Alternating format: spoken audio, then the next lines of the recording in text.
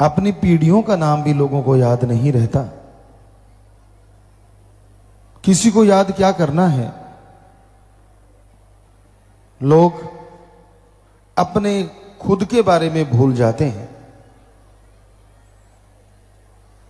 पर संत मालिक स्वरूप जब इस संसार में आते हैं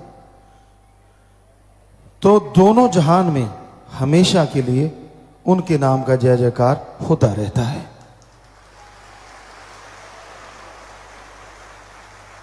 क्योंकि इंसान खुदगर्जी के लिए आता है, खुदगर्जी के लिए जीता है, अपने लिए, अपने बच्चों के लिए, बच्चों के बच्चों के लिए। ठगी, बेईमानी, भ्रष्टाचार, बुरे कर्म करते हैं लोग। अपने को खुशी देने के लिए दूसरों को तड़पाते हैं। अपने यहां धन इकट्ठा करने के लिए दूसरों से ठगी बेईमानी करते हैं, छल कपट करते हैं। खुदगर्जी की जिंदगी में खुदगर्ज बन के इस संसार से चले जाते हैं तो कोई उनका नाम क्यों लेगा। बल्कि लोग तो सोचते हैं अच्छा हुआ बला चली गई। और संत पीर पैगंबर इस संसार में आते हैं, उनका हर पल हर क्षण परहित परमार्थ के लिए होता है। वो जितना भी समय लगाते हैं, जितना भी समय गुजारते हैं, मालिक के लिए सबका भला मांगते रहते हैं। मालिक से सबका भला मांगते हैं, सबके लिए दुआ करते हैं और सबके लिए रास्ता दिखाते रहते हैं।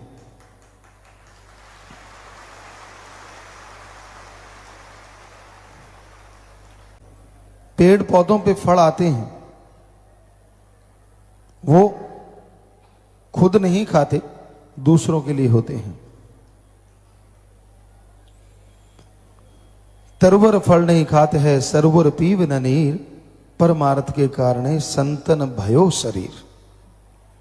पेड़ पौधे फल नहीं खाते, सरोवर पानी नहीं पीते, सब दूसरों के लिए होता है। कि दुआ करते ही नहीं, मालिक से मंजूर करवा लेते हैं।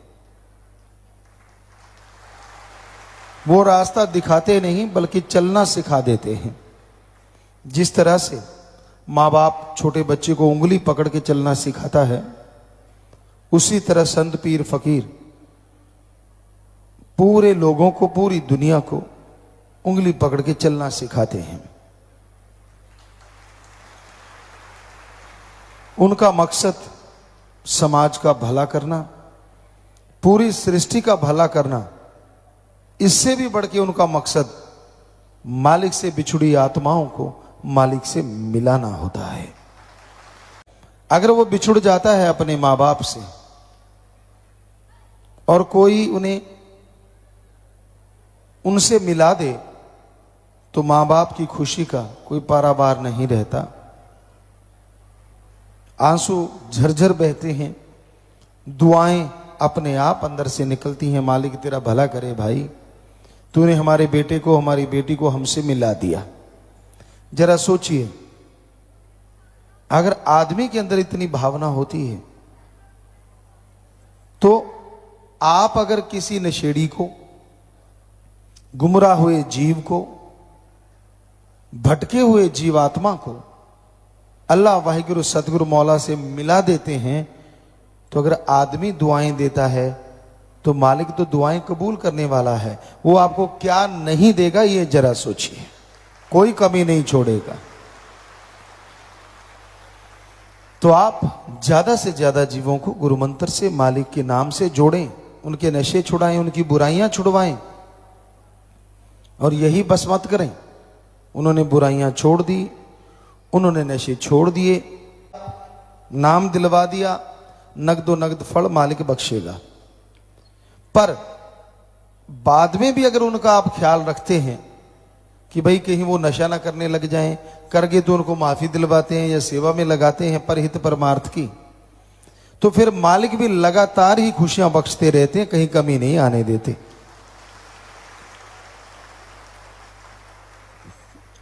तो साईं मस्ताना जी, शास्त्र नाम जी दाता रहबर का ये पाक पवित्र दर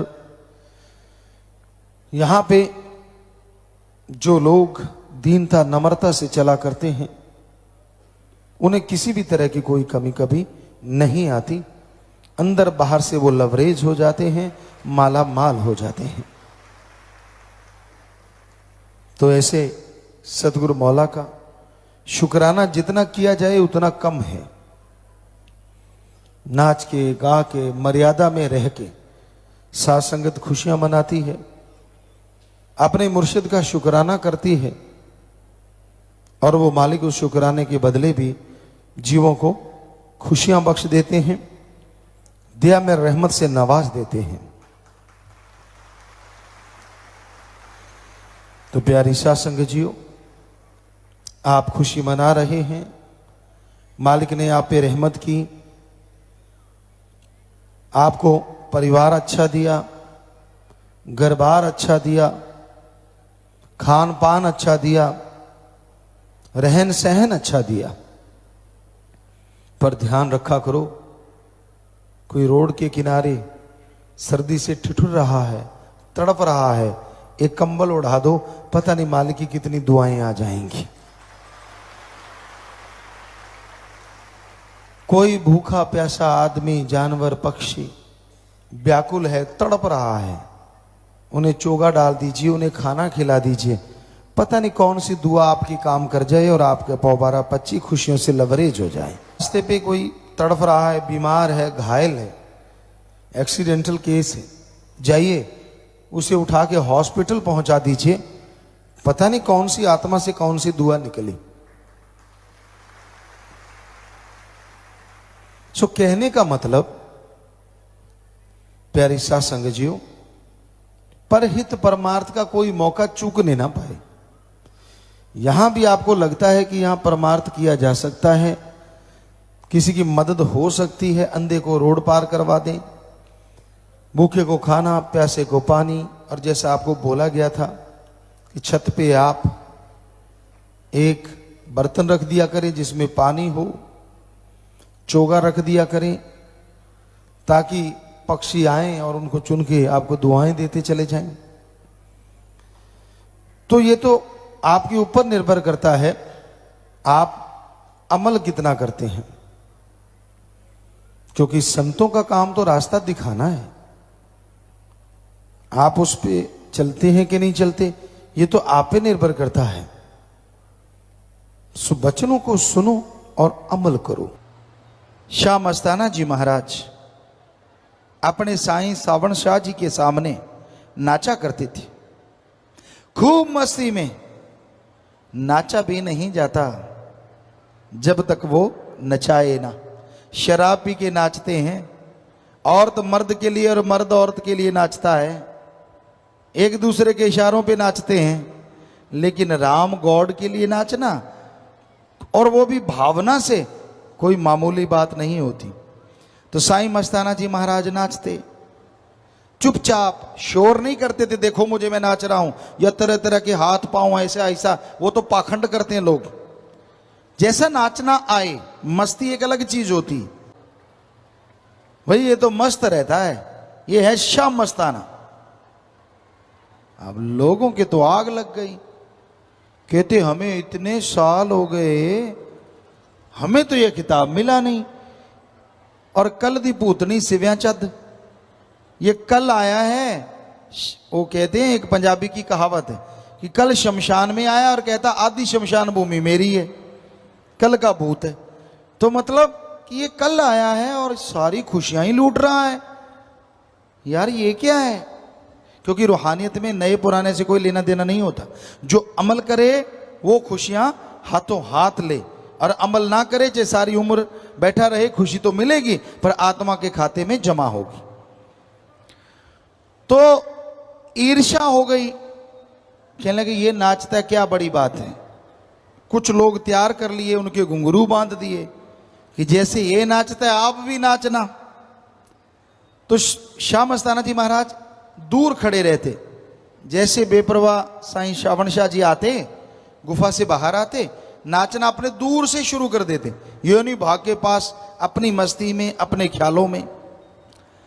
तो वो भी खड़े हो गए, जैसे साईं सावण शाह जी आए, उन्होंने नाचना शुरू किया। सावण शाह जी कहने लगे, अरे अरे ये कौन है? वो साथ ही थे जिन्होंने उनको तैयार किया था कि इनको भी खिताब मिले, ये अकेला थोड़ा ही है। कहते जी आपके प्यार के मस्ताने हैं। सावण शाह जी मुस्कुरा के, क्यों पता था कि इन्हीं की उंगली लगाई हुई है, मुस्कुरा के कहने लगे, शाह मस्ताना तो एक ही है, बाकी तो सारा पखंडी है। और खिताब मिल गया पखंडी। थोड़ी बहुत भक्ति थी वो भी चली गई। सो कहने का मतलब, मालिक के आशिक घबराया नहीं करते किसी भी बात से। उन्हीं को ही रूहानी दर्शन होते हैं, उन्हीं का ही 10वां द्वार खुलता है, जिनको दृढ़ यकीन होता है, और उन्हीं की हर कुलों का उद्धार होता चला जाता है। जो गुजर गई उनका भी, और आने वाली पीढ़ियां भी जुड़ती चली जाती हैं और उनका उद्धार होता चला जाता है। जो जरा सी बात पे पूंछ उठा ले, रूहानियत में तरक्की नहीं होगी। ठीक है, सुमरन करता है, खुशियां मिलेंगी, कर्म कटेंगे, उसमें कोई दो राय नहीं। सतगुरु के इश्क में जो नशा है, संसार की शराब, तमाम नशे सारे जोड़ दिए जाएं, सारे जितने भी नशे हैं दुनिया में, उनका ढेर लगा दो, और सतगुरु के इश्क की एक नजर उनसे अरबों गुना बढ़ के नशा देने वाली है। पर लेने वाला पात्र हो, उस निगाह के काबिल हो। सतगुरु मौला किसी भी निगाह से देखते हैं। वो तो आम आदमियों को लगा यार देख रहे हैं, यार हाँ निगाह तो मारी है मेरी तरफ, भाई मैं भी बैठा हूं, हाँ मुझे देख लिया, वो एक अलग चीज है।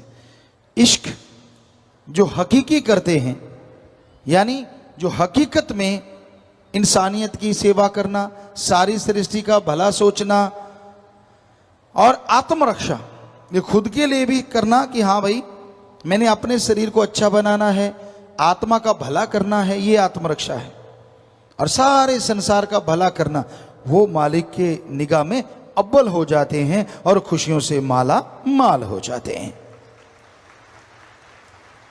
तो मालिक के प्यार में बड़ा नशा है।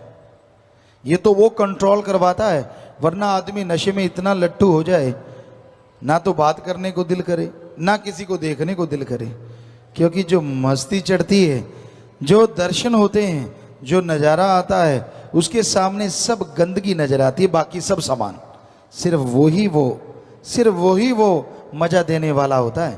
पर उसने काम लेना होता है अपने भक्तों से, अपने प्यारों से, तो उन्हें नशा भी देता रहता है और दुनिया में भी काम धंधे में लगा के सबका भला करवाता रहता है, ताकि सृष्टि का भला हो और बिछड़ी हुई आत्मा मालिक से वापिस जा मिले।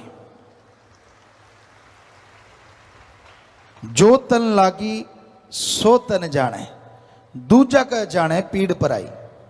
जो तन लागी, जिसको भगवान का, राम का प्यार लग जाता है ना, वो जानता है प्रभु प्रेम में क्या नशा है, क्या लज्जत है, क्या खुशियां हैं, कैसे बेवजह के गम दुख दर्द चिंताएं पल में उड़ जाती हैं, कैसे कैसे मालिक के रहमो करम का वो हकदार बन के दुनिया के हर अच्छे नेक कामों में सफलता हासिल करता है, और कैसे परमानंद की प्राप्ति होती है और हमेशा अंदर सुरूर और चेहरे पे नूर छाया रहता है। मालिक के प्यार में चलना डरपोकों का काम नहीं है। ਧੰਨ ਧੰਨ ਸਤਿਗੁਰੂ ਤੇਰਾ ਹੀ ਆਸਰਾ। ਗੁਰੂ ਜੀ ਦੀ ਪਿਆਰੀ ਸੰਗਤ ਨੂੰ ਨਿਵੇਦਨ ਕੀਤਾ ਜਾਂਦਾ ਹੈ ਕਿ ਹਰ ਰੋਜ਼ ਸਤਸੰਗ ਸੁਣਨ ਦੇ ਲਈ ਸਾਡੇ ਚੈਨਲ ਡੇਰਾ ਸੱਚਾ ਸੌਦਾ ਨੂੰ ਸਬਸਕ੍ਰਾਈਬ ਕਰ ਲੈਣਾ ਜੀ।